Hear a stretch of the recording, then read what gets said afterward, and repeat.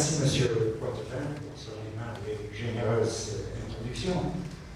Et je dois ajouter, s'il y a un pays, une ville, une université qui sont vraiment importantes dans la naissance de la théorie mimétique, c'est l'Autriche, c'est Innsbruck, c'est l'université d'Innsbruck, c'est Innsbruck, certainement. Sans lui, la théorie sans doute n'existerait pas, ou serait très différente de ce qu'elle est. Et puis pendant des années, il n'y a eu qu'à Innsbruck où on pouvait s'intéresser à la théorie mimétique sans avoir à faire des excuses à qui que ce soit.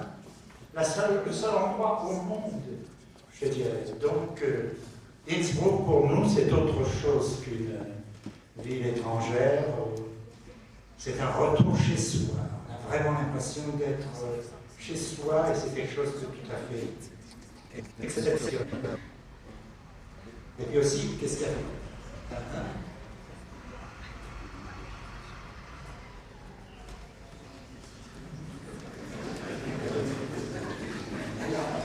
I'm speaking French.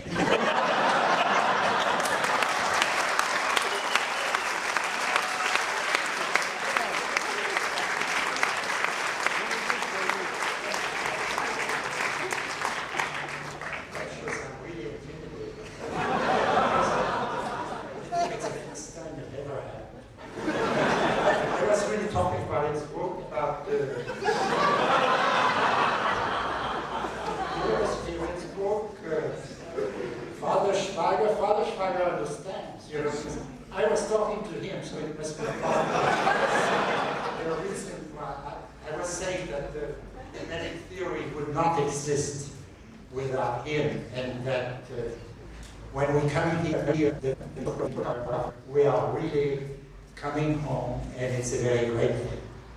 But it didn't even make a sign that something was wrong. And a very good thing about this is that usually at the meetings of Colloque, I always give the same speech every time. And this time, Wolfgang told me that I had to speak about passion and speak about Shakespeare. Passion in Shakespeare. I thought I had already talked about passion in Shakespeare. And all I found in Shakespeare in the way of passion is, of course, as usual, mimetic desire, mimetic rivalry, all sorts of mimetic things. And this finding is legitimately questioned.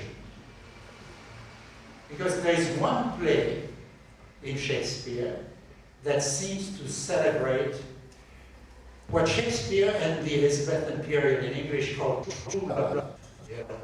And true love is a technical term in Shakespeare's English, probably many other poets of the same period, which means spontaneous love, which means the opposite of mimetic desire. Most heroes in Shakespeare talk about true love as being their love, but it's not true. But in Romeo and Juliet, you can make a special case for the truth of the love of these two. And you can make a special case because it begins with a prologue, which says more or less nothing else. That is, two children love each other innocently, and that they are really the victims of the blood feud of their parents. It sounds a little bit like the modern slogan, make love, not war, you know? And Shakespeare knew all the tricks. At the end of the 16th century, he knew them very well, and he used them perfectly. Then at the end of the play, you have the Duke. The Duke who, in a way, repeats the same thing and tells us that Romeo and Juliet are the victims of the world around them, of the city of Verona, of the old people who make war. And he calls them poor sacrifices of our enmity. Therefore, they are portrayed as innocent victims of a blood feud with which they have absolutely nothing to do. They are the very antithesis of it. I don't think it's true. I don't think it's true. I think Romeo and Juliet is as tricky, as different from what it seems to be, as all the comedies of Shakespeare of the same period. But anyway, it's the archetypal case for the trickiness of Shakespeare not doing what he really seems to do. And recently, as a matter of fact, I found my own thesis in a French book published by Marie-Louise Martinez, in a book by Professor Olivier Morel, called Essai Mimétique. And the essay on Romeo and Juliet says that the contents of the play perpetually contradict the beginning and the end, which proclaim the truth. It's not that the love of the lovers is not true. It's that it is true in a way, but through tricks which have nothing to do with the essential quality of the lover and with what they are. The contents of the play contradict constantly this prologue and this epilogue I've been talking about. Take Romeo, for instance. Romeo, at the beginning, he's in love with a girl named Rosalie. And he uses exactly the same rhetoric with Rosalie as he does with everybody else. Juliet, when Juliet is kissed for the first time by Romeo, she has this sentence in 3 words, which is absolutely essential to the whole book. She says, "You kiss by the book." And "you kiss by the book" means she doesn't say this in a critical way. She doesn't accuse Romeo of being too bookish and not spontaneous in her love. She's ecstatic about it. She wants people to be that way. When her mother tries to persuade her to marry Count Paris, she goes into an elaborate poem, which obviously has been written before by someone else, which is a comparison of Count Paris with a book, which is exactly the style of Juliet. And she's doing that, of course, because Juliet is accessible only to that type of poetry. If you look at the play as a whole, you will see that constantly things happen which contradict the main discourse of the play. And especially about the conclusion. There is one thing Monsieur Morel didn't see, and I'm going to say for him, because I'm not going to repeat much of what he says in his article, because it would be repetitious. But the conclusion of Romeo and Juliet is very strange, as you know. But usually it comes at the end of an extremely dramatic play, and you have the 2 lovers who commit suicide, one after the other. Neither suicide is really justified. Juliet is in her tomb, but she's been put asleep by Brother Lawrence, and she's just not awake. And of course, Romeo immediately thinks she's dead, and he kills himself on the spot. And 2 seconds later, Juliet wakes up, and seeing that Romeo is dead, she kills herself on the spot. Now, you would say it's difficult to prove that Shakespeare himself makes fun of that conclusion and finds it ridiculous. But even the very moderate critics of Shakespeare are fully aware that the play that follows immediately Romeo and Juliet, which is called A Midsummer Night's Dream, contains a play within a play at the end, which is an old Greek story performed ridiculously by the craftsmen of Athens. It's called Pyramus and Thisbe. Pyramus and Thisbe is the story of Romeo and Juliet. There are some lines of Romeo and Juliet which appear in the play within the play. The name of Thisbe appears in Romeo and Juliet, but I just summarized the story very briefly. Romeo and Pyramus and Thisbe are supposed to be separated by their parents. And they see each other through a little chink in the wall, which plays a role at the beginning. In reality, they can see each other whenever they want, and they give them each other a rendezvous in some dark forest. And when Pyramus gets there, he doesn't see this, but he sees a lion which is chewing in his bloody mouth the scarf of his beloved. And immediately, of course, thinking that Thisbe is dead, he draws a sword and kills himself on the spot. And 3 seconds later, Thisbe shows up. She hasn't been eaten at all. And seeing that Pyramus is dead, she grabs his sword and kills herself. The whole thing is performed ridiculously and is nothing but a comedy in A Midsummer Night's Dream, which is obviously making fun of the conclusion of Romeo and Juliet. Shakespeare, when he wrote this play, did not realize he was going to be Shakespeare. And he was going to be regarded by the 19th and the 20th century as a prophet, as a guru, as a man who should explain what our way of life should be in each play. He just had fun. He wanted to write funny plays. And I'm pretty sure that there were, to him, as to modern movie makers, 2 types of theater goers. There was the average theater goer who would swallow the story of Pyramus and Thisbe or the story of Romeo and Juliet whole without bothering with it. And then there were the people who were his friends and who were making fun of what he was doing, because probably he was talking to them ahead of time and explaining to them, you see, I'm going to use the conclusion of Pyramus and Thisbe, and they'll all believe it as if it were a gospel word, you know. And he didn't realize that in the 20th century still, there would be all these Hollywood adaptation of Romeo, which is much worse than anything done in the days of Shakespeare, and turn it into romantic trash of the worst kind without anybody even wondering if Shakespeare has really written that sort of stuff. You know, so the question is, the traditional critics, you know, of 50 years ago when I started to be interested in Shakespeare, they called themselves the serious critics.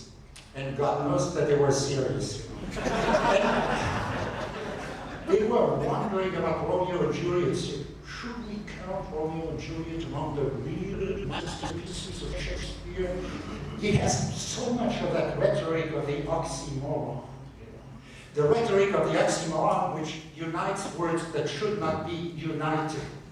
I give an example from Romeo and Juliet, which is Finn and Jericho. These serious critics were rationalists and said, if Romeo is to Juliet a fiend, he cannot be an angel. That's irrational. And if he's an angel, he cannot be a fiend. Therefore, the play cannot really be a great play, which is so full of these oxymorons. You see, the characters shouldn't speak that way, because they are in true love. They talk each other normally. They never fool each other. They never act hypocritically with each other. They are always sincere. They are always very nice people to each other. Therefore, the problem with Romeo and Juliet, really deep down, if you look at it and you see that Shakespeare understands that, is that their love is totally undramatic. And you have to have something to make it dramatic. You know? You have to have something to make it dramatic, and the question is, what is it going to be? If you start looking at the play, you will find that curiously, in the language of the play, you find precisely what you should not find. You find all these oxymorons that should not be there, you know. And in particular, there is one place, one part of the play, which is especially disturbing to the serious critics, because the oxymorons are so numerous. They are highlighted in such a way that it sounds like a caricature. And in my view, it is a caricature by Shakespeare himself. And I'm going to read it to you. I'm going to read it to you. I'm changing the order of my lecture there, therefore I'm probably going to be in trouble. But I read to you that tirade, which is the one that worries the serious critics most, you know? And you're going to see there are good reasons for that. That Shakespeare is simply going too far. He's just like a manufacturer of oxymorons that would go crazy, you know? Or it would be a positive thing, and he just couldn't stop. And here he goes, you know. Oh, this is Juliet speaking. Now, what reason could she have to talk the way she does about Romeo? Oh, serpent heart, hid with a flowery face, did ever dragon keep so fair a cave? Beautiful tyrant, fiend angelical, dove-feathered raven, wolfish ravening lamb, despised substance of divinest show. Just opposite of what thou justly seems, a damned saint, an honorable villain. O nature, what hadst thou do to her, in her, where thou didst bower the spirit of a fiend, in mortal paradise of such sweet flesh? Was ever book containing such vile matter, so fairly bound? Oh, that deceit should dwell in such gorgeous palace. And she goes on like this, continues for a while. So this disturbs greatly, you see, because they say real lovers don't really speak like that. It's extremely artificial, and it doesn't sound like real love language between people who love each other. And this is what we feel. But I think that, you know, this nice professor of English who were very serious critics didn't have the type of love life that they had at the Elizabethan court. And I think that the Elizabethan court, that type of language, just as it did at the French court at the same time, because the rhetoric of the oxymoron is very abundant in Shakespeare inevitably, but it's also there in all English poetry, but it's also there in Italian poetry, it's there in Spanish poetry, in French poetry, and I don't know if they already wrote German poetry at the time, but it's certainly was there. Is right? And the serious critics, what do they say about that rhetoric? They say that it's false. They say that it's artificial, that it's unnatural. And we remember things. So we are convinced that it is true, you know? And in a way, the literary critics had a great influence on us, and they tell us in a way that Shakespeare was a man who wrote naturally like that, as if you could write naturally like that, and who gradually learned to get rid of all that bad stuff, you know, that geniuses should not have, which is that rhetoric of the oxymoron. And of course, the rhetoric of the oxymoron doesn't work for the type of love Romeo and Juliet are supposed to have for one another. Because it's totally undramatic.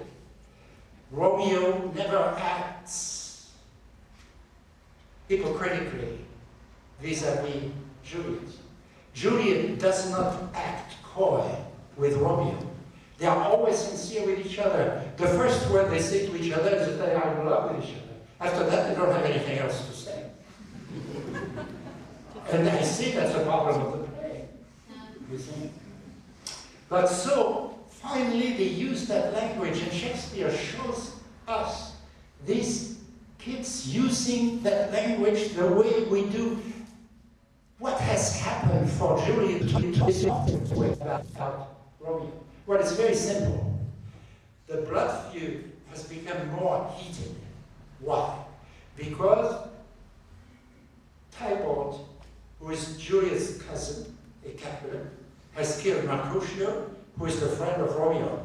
And there Romeo, who didn't want to have anything bad happen with the Capulets, is forced to avenge his friend, is led into killing Tybalt. So, in that tirade, if you read it as I read it, you think that you are dealing with a girl who is very much in love with a man, and who has good reason to think that this man is not as faithful to her as he should be. That's your first inclination when you listen to this. In reality, it has nothing to do with that. It has nothing to do with that because between Juliet and Romeo, there is no such suspicion.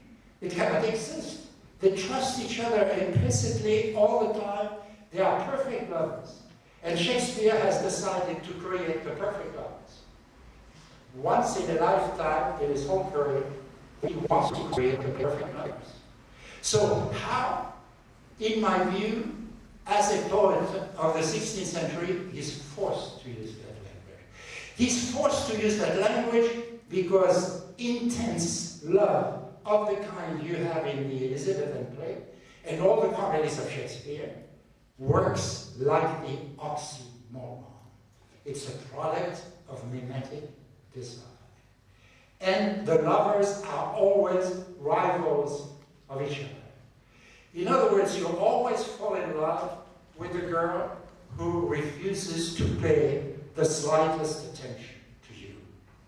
As soon as she pays attention to you, you're very happy for a few seconds, but after that you're disappointed and your love affair is really at an end.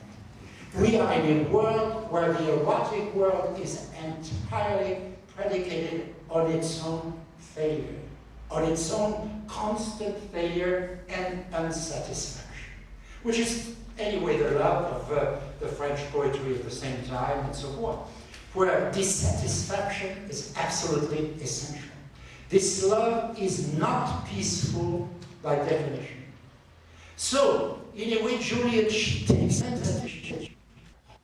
This is going too far, I speak. She takes advantage of the situation, which is the murder of Tybalt, in order to speak about Romeo like a lover of the time. For the first time, she has a real opportunity to do it.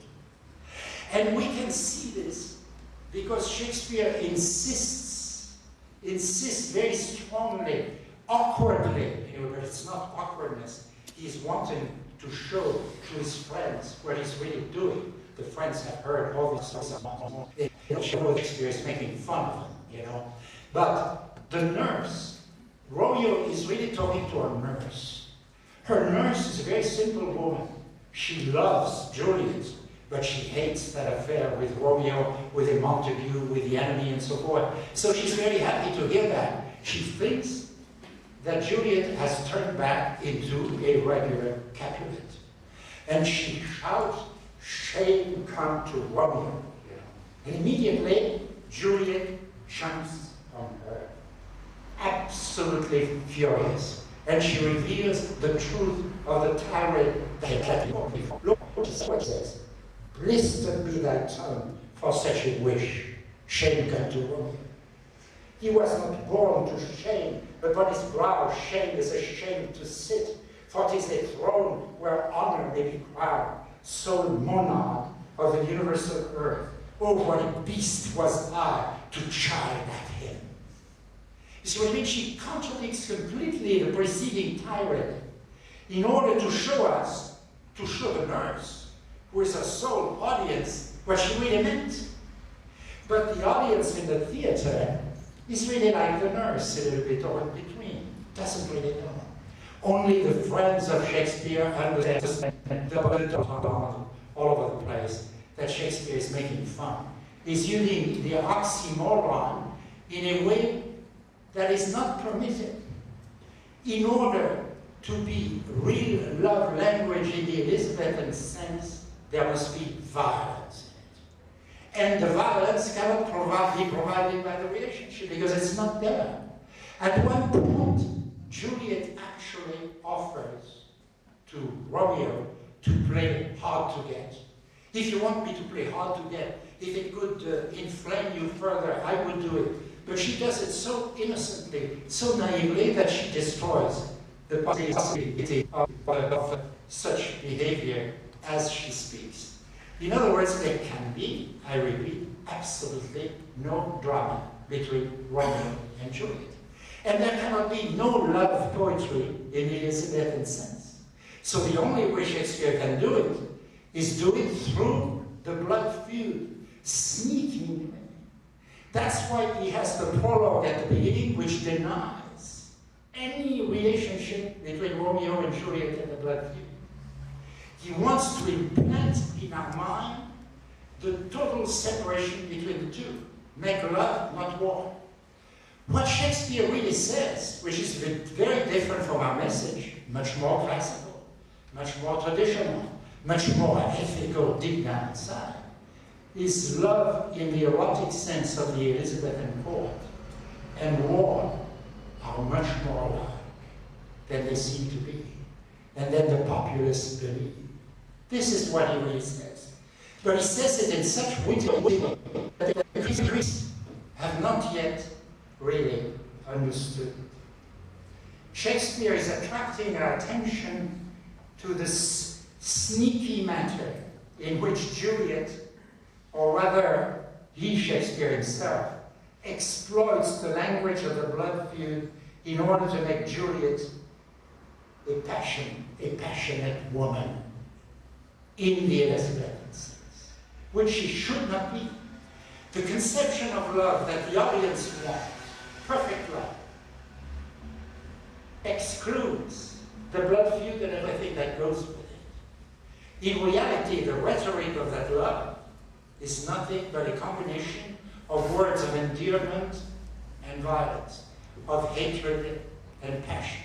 In other words, it's the way people behave in the world. It's, in a way, the complexity of human relations which are never that simple, and which probably at the core were archetypally complex. If Shakespeare truly believed in the romantic myth and that represented that truly divine, which is what mediocre writers would have done, his play would have been quickly forgotten, because it would have none of the content that I read. And I'm going to show you, I gave you a tirade in which it does not work at all, because Shakespeare goes too far. Shakespeare shows us that he uses the rhetoric in an excessive way in order to show the experts what he's really doing. But there are other parts of the play which are very, very different, you know, which are very different and which work very well. For instance, after the first meeting, it is very important that the first meeting would take place in the Capulet's house, you know. And Romeo and his friends have crashed a Capulet party.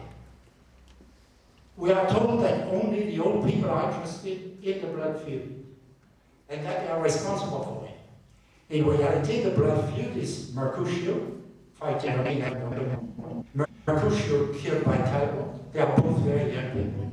Tybalt killed by Romeo. The old people, they seem to be mixed up in it, but in reality they are not.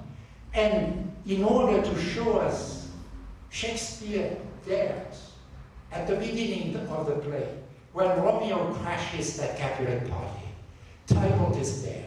Tybalt is the meanest Capulet character. He wants to kill Romeo on the spot. And Romeo is saved by whom? By the old Capulet patriarch, who is the father of Juliet. He had a daughter very late, you know. And who prevents Tybalt from killing Romeo. Therefore, if the old Capulet is responsible for the drama, it's because he's the only humane man. The young people are always fighting, but he's so humane that he saves Romeo for the later tragedy. So you can say that literally he's responsible for the drama. But because he's much more humane than the young people, I'm defending the old people, as you see, in that way. It's very important. And the fact, you know, there are tirades. In France, they had a new word they've coined a new word recently, which is, there are many bad sounds for the French language right now, but there's a good one. They coined a new ism, which they call jeunisme. Jeunisme from jeune, young. So it's really like youthism, the cult of youth. The youth cannot do anything wrong, they are always right, they are peaceful, loving, they are going to save the world each generation. I've seen that happen at least a dozen times in my life already, and it's growing stronger than ever. And youthism is certainly there, because I'm going to show you what Julia talks about. The kind of find that quotes that I have there, but oh yeah, that's pretty good. Well, I'm going to follow it. And you're going to see that there, Shakespeare exploits, shamelessly the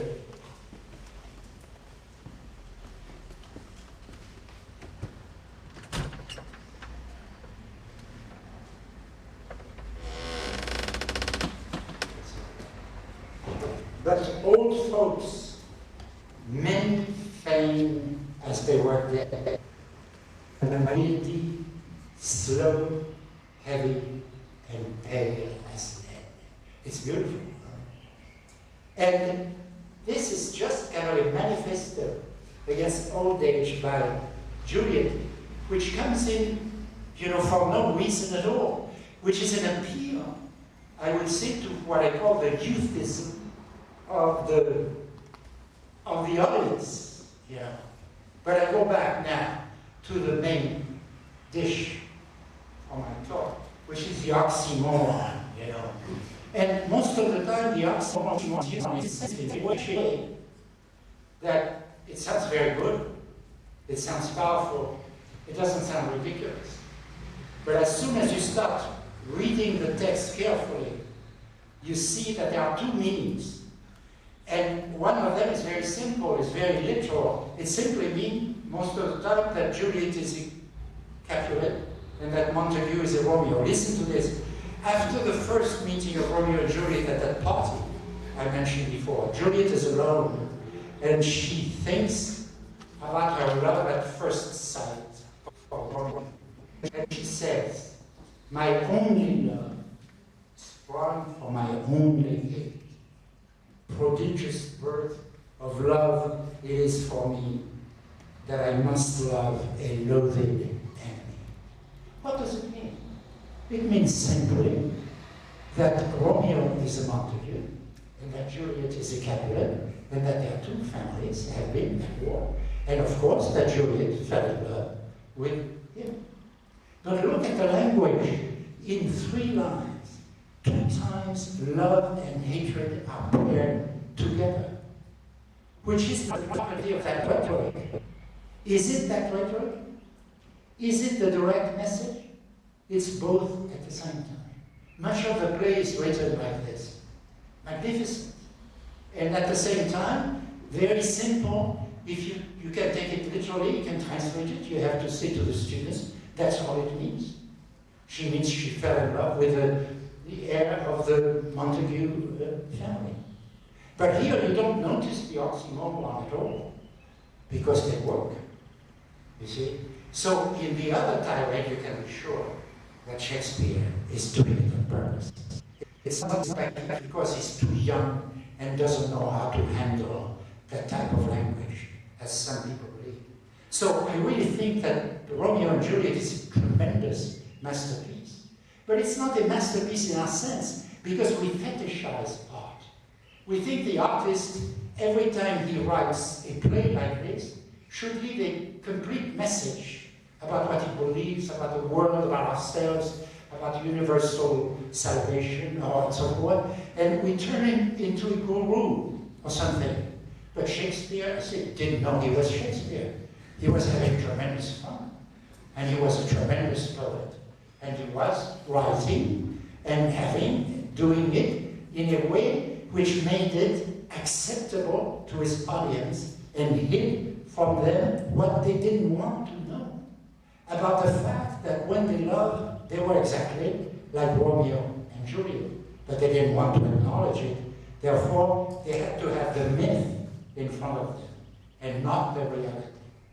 Shakespeare gives both the reality and the myth in the same language, which is absolutely extraordinary. But you know, the most fantastic scene, from the point of view of what I'm saying, is the balcony scene. When people think about Romeo and Juliet, they think about the balcony scene. And they think the balcony scene, you know, Romeo climbs the balcony. It's a balcony scene to destroy all other balcony scenes. But the problem with the balcony scene is that Juliet is perfectly ready. She doesn't push back. She doesn't have, you know, the shame that a normal girl should have, or she doesn't turn away from him at all. She greets him with open arms. Therefore, climbing the balcony and getting into Juliet's room is absolutely nothing dramatic at all. Therefore, where does the drama come from? Well, I'm going to read part of the balcony scene to you, and you're going to be very surprised because no one ever read these things, really. They talk about them. They turn them into a myth. Juliet, Romeo is climbing. If they do see thee, they will murder thee. Who is thee? Who is they? They are the mafia of the Capulet family. Anyone who would climb Juliet said they would kill 12 Romeos before breakfast without any problem. You see what I mean? So, what does Romeo answer? Alack, there lies more peril in thine eyes than 20 of their swords. Look thou but, sweet, and I am proof against their enmity. So, in other words, we must believe that there is something about Juliet that makes the love difficult there, but it's not true. The only enemy are the Capulet henchmen. The only drama in that scene is provided by the Capulet henchmen. And see on your faces that I'm maybe going to have to face a hostile bunch of people. So Juliet continues, I would not for the world they saw thee here. She doesn't say, move away, you bad men who are trying to get into my room. She talks about the soldiers and her parents. And Romeo answered, I have neither close to even from their eyes. And but thou love me, let them find me here. My life were better ended by their hate than death prolonged, wanting of thy love. But Romeo is not wanting of Juliet's love. She's never said anything to him, but I'm willing. You know, and she said it a dozen times, and she cannot continue saying it all the time there. So you have to have something else. And what can you have if not the henchman of the Capulets? The whole drama is provided by the Capulet henchman. As soon as you start reading, you know, the letter of the text, you realize that Shakespeare is doing this. And he's very conscious of it. And the proof of it is that tirade of Juliet. If a writer shows the truth too openly about that type of love, if he makes it too clear that he understands about human sinfulness and frailty, he will scare his audience away. He will endanger the main premise of his romantic play, which is the authenticity and purity of the young lovers. The youth cult. If a writer is too open about making his with his love in the manner demanded by the mimetic principle, his work will smack too much of mimetic trickery, and romantic souls will be scared away. And Shakespeare can manage a road in between there, which worked practically all the time. And he can really deviate from it as much as he wants in order to show his friends that he himself is no dupe of what he's doing. And no one will see it.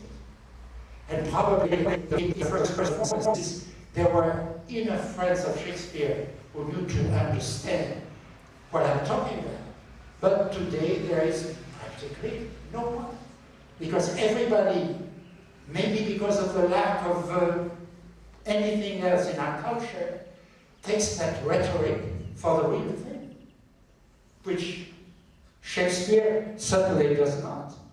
In my view, that doesn't diminish his genius, that makes his genius incomparably greater, that he can at the same time display it, make us believe in it, and show us that it is not true. If we are capable enough to, and interested enough, to discover what he is really talking about.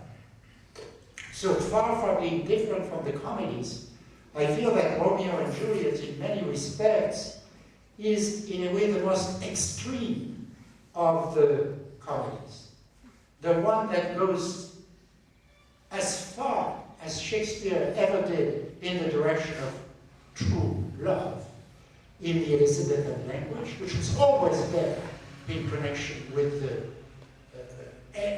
rhetoric. And at the gives us the meaning of that rhetoric, which is essentially a violent one, where the element of hatred is always there with the love, you know. And of course, many aspects of this will reappear in other plays of Shakespeare in a much more gentle way. Think, for instance, of Much Ado About Nothing. In Much Ado About Nothing, you have two characters who don't play a great role in the play, but who are there only for what I would say mimetic reason. They are Beatrice and Benedict. Beatrice and Benedict, we all know that they are in love with each other. And they are in love with each other, and they are at that Elizabethan court, and neither one wants to speak first. The problem about language is that it's alternation, reciprocal. If you make a confession first, you give to your partner a weapon that you don't have anymore. Therefore, Beatrice and Benedict are reduced to constant dueling. They are like these racers, these bicycle racers, you know, neither one must start first, because the one who starts first is in a bad position, because he will protect the one behind. So the main thing at the beginning is never to start, to wait as long as possible. This is what Beatrice and Benedict are doing. So each time they meet, they exchange insults.